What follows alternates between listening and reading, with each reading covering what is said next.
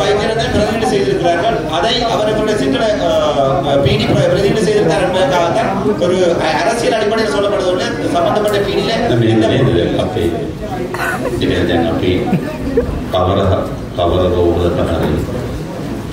යම් කාර්යයක් කරමින් හිටපු වගකීමක් තිබුණු වෛද්‍යවරයෙක් මාරු කරනවා නම් අපි ඒකට විකල්ප වෛද්‍යවරයෙක් ලබා දෙන්න ඕනේ. ඒක தூரநோக்கான சேவை வந்து பாராட்டப்படக்கூடிய ஒன்று. என்னென்றால் எங்களுடைய வடக்கு மாநிலத்தை பொறுத்த வரைக்கும் கடந்த அரசாங்கத்தில் இது நான் சொல்றதால கனவேருக்கு மன உளைச்சல்களும் மனநோய்களும் ஏற்படலாம்.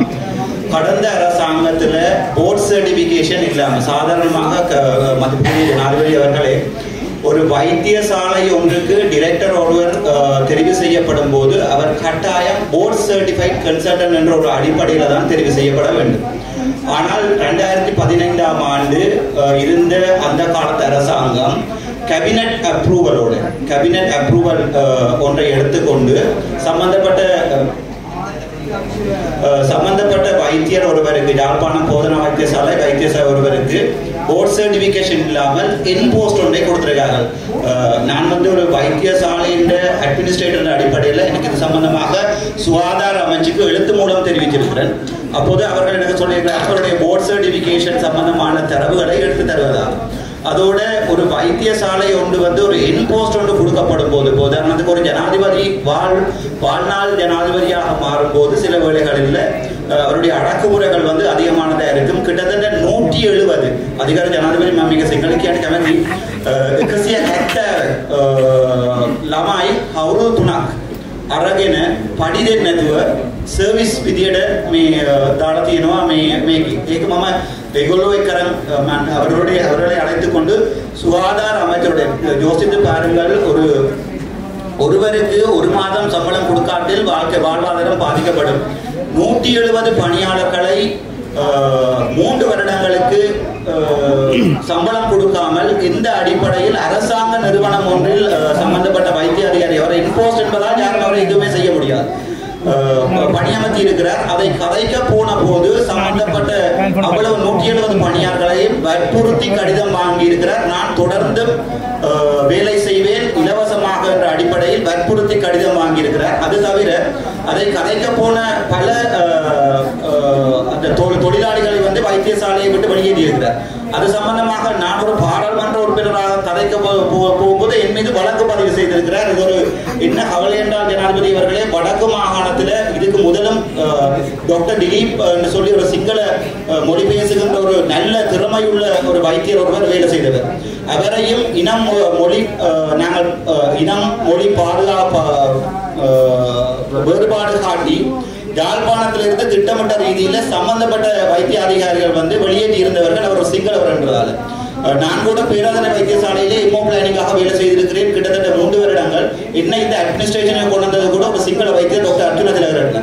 ஆனால் இப்போது இருக்கிற இந்த நிலைமையிலே சிங்கள வைத்தியர்களை வெளியேற்றுவதும் அது தவிர ஒரு இனப்பாகுபாடான இதொன்று எங்களுடைய வைத்தியசாலைகளில் நடந்து கொண்டிருக்கிறது.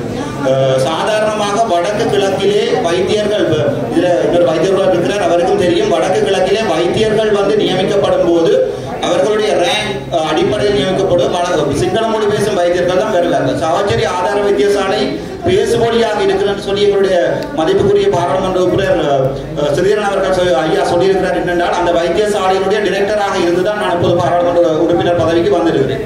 அந்த வைத்தியசாலை ஐயா டைபி தரத்துக்குரிய வைத்தியசாலை. அந்த வைத்தியசாலையில 2014ஆம் ஆண்டு ஒரு கட்டிடம் கட்டப்பட்டு 2024ஆம் ஆண்டு நான் என்னுடைய தொழிலை இழந்துதான் அந்த கட்டிடம் இயங்கிக் கொண்டிருக்கிறது. அது தவிரவும் வடக்கு கிழக்கு மாகாணத்திலே வைத்தியசாலைகளை எடுத்து பார்த்தீர்கள், ஒன்று லைன் மினிஸ்ட்ரி வைத்தியசாலைகளாக இருக்கும், இரண்டாவது ப்ரொவின்சியல் கவுன்சில் வைத்தியசாலைகளாக இருக்கும். லைன் மினிஸ்ட்ரி வைத்தியசாலைகளுக்கு நாங்கள் வளங்களை கொண்டு கொட்டுவதால் சென்ட்ரலைசேஷன் எனப்படுகின்ற பிரச்சனை உருவாகும். அதாவது வந்து ஒரு வைத்தியசாலையிலே நோயாளர்கள் தொடர்ந்தும் லைன் அடிக்க வேண்டிய நிலைமை வரும். நாங்கள் சின்ன பெரிபரியில் இருக்கிற சின்ன வைத்தியசாலைகளை தரம் உயர்த்துவதோடு அதிலே சம்பந்தப்பட்ட வைத்தியர் வந்து ஒரு சிங்கள மொழி பேசுவதாக இருந்தால் அவர் 24 மணித்தியாலமும் 31 நாட்களும் யாழ்ப்பாணத்தில் இருந்துதான் தொழில் புரிகிறார். இப்போது அவரை வெளியேற்றுவதற்கான நடவடிக்கையை GMO செய்து கொண்டிருக்கிறது. நான் இப்போது பார்த்திருக்கிறேன், எங்களுடைய சமன்பத்திரன் அவர்களுக்கு எதிராக ஆதார வைத்தியசாலை சாவச்சேரி மட்டுமல்ல வேலணை வைத்தியசாலையிலுமே அவருக்கு எதிராக நடவடிக்கை எடுத்து கொண்டிருக்கிறது. ஆதார வைத்தியசாலைக்கு இன்று பிரதியீடு செய்யப்பட்ட வைத்தியரை சமன்பத்திரன் அவர்கள் சொல்லுவார்கள், மன்னார் அல்லது கிளிநொச்சியிலிருந்து தற்போது ஸ்ரீதரன் ஐயா சொல்றார் என்னென்றால், சில நேரங்களில் நாங்கள் மருத்துவங்கள் சம்பந்தமாக கதைக்கும் போது அதன் அடிப்படை அறிவுகளை யாரையாவது கேட்டுக்கொண்டு வருவோம். கன்சல்டன் என்றது என்னென்றால், அது வந்து ஒரு எம்பிபிஎஸ் முடிச்சு போட்டு இன்னொரு 5 இயர்ஸ் படிச்சாதான் ஒரு கன்சல்டன் ஜனாதிபதி. ஆனால் சாதாரண ஒரு வைத்தியரை பிரதிநிதி செய்திருக்கிறார்கள். அதை அவர்களுடைய சிங்கள பிடி பிரதிநிதி செய்திருக்கிறார் என்பதற்காகத்தான் ஒரு அரசியல் அடிப்படையில் சொல்லப்படுவதில்லை. சம்பந்தப்பட்ட பிடியில